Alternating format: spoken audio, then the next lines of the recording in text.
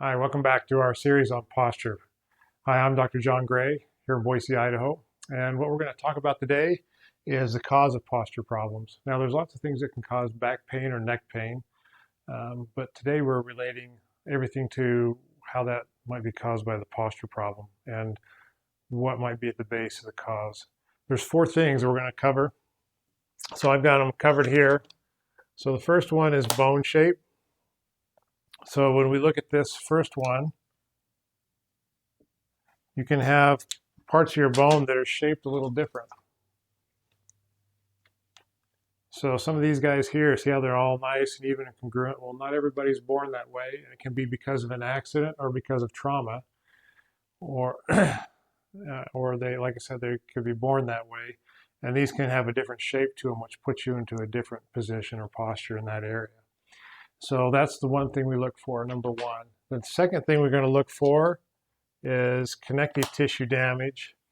This can also come from trauma, injury to an area, like if you were getting whiplash or come off a horse or fell out of a tree as a kid and you get a little bit of a bounce to it. That's tissue that holds everything together, not the bone per se in this case, but the stuff that holds it together can be altered. This can also be, you have two types of trauma. You have micro trauma and macro traumas. Macro is the stuff we think of when we think of accidents. Micro is what happens with just learned posture. Like if we put something in a position long enough, eventually it loses its memory or it starts to fatigue and gets injured. The next part is neurological misinformation.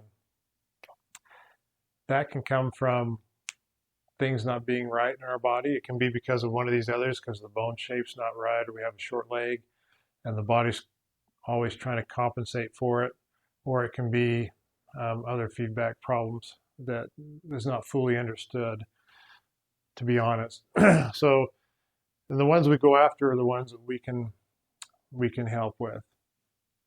And the neurological misinformation, that can be because, for example, you might have a short leg on one side. So as you have that one short leg, like in this example here, if your back was left to its own, it would just curve off. But what happens is then your muscles, your body starts doing something where it causes these muscles to contract really hard on this side, tries to relax these over here, and pulls this back into this point. But obviously it's not congruent. It's still on an uneven platform.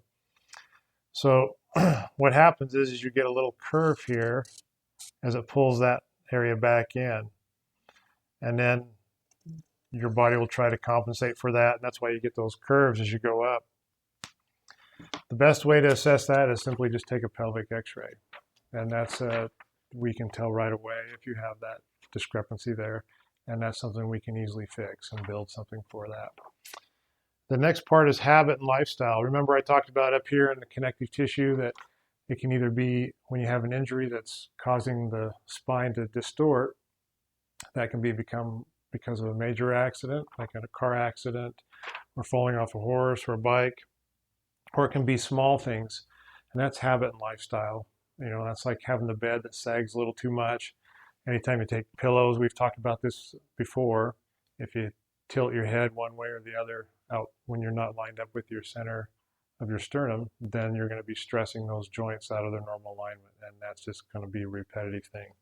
So the reason why we talk about posture in the first place is because it's just not a pretty thing that we look at, but it also, if left unchecked, can cause permanent damage. And the areas that it'll affect and that we like to always look at is you can do a self-check. Jaw pain, these are often residuals of postural stress.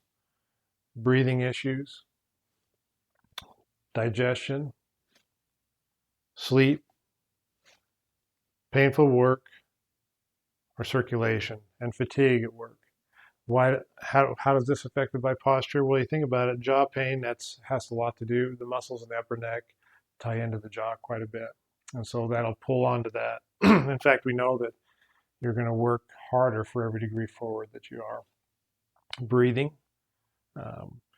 if your upper body, especially the rib cage, begins to get out of its normal alignment, those ribs can't open and shut like they should. You should be able to, this needs to flex as you breathe, and that starts to shut down. And in fact, if posture gets bad enough in certain cases of scoliosis, it actually will begin to collapse on those organs and makes the heart function and the breathing function very hard. Digestion,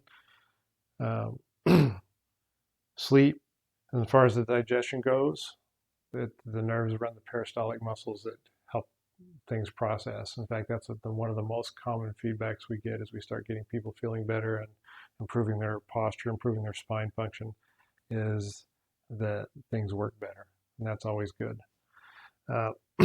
And in circulation. So, in closing, how do you deal with all these things? Everybody's different, and that's why we have to kind of look at you and help you customize it. You can throw stuff at it, and that's the tendency, right? To go onto Dr. Google and throw a little bit of this at it, throw a little bit of that at it. Some of it works, some it doesn't, and some of it you don't know.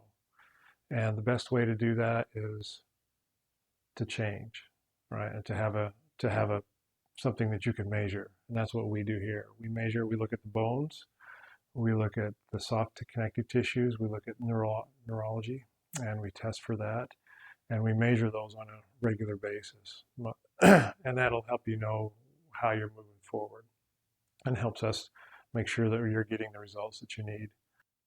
Besides being able to measure for it and help you, there's something else that's even more important that we bring to the table. And that's with our testing and with our knowledge as well, but also just is the number 4 there is big on our list of things that affect your posture, habits and lifestyle. The way we live our life, the way we do things, we don't change that much usually unless we have a way to measure and have a goal to do something different. And then we need to have accountability, and that's what we offer. So thanks for watching today. Check out our posture package here below. Take advantage of that for the month of May for posture awareness, and you'll feel better. And don't forget to like and subscribe. And remember, here at Dr. Gray's, we're going to help you today live the pain-free way. Have a great day, and we'll see you next week.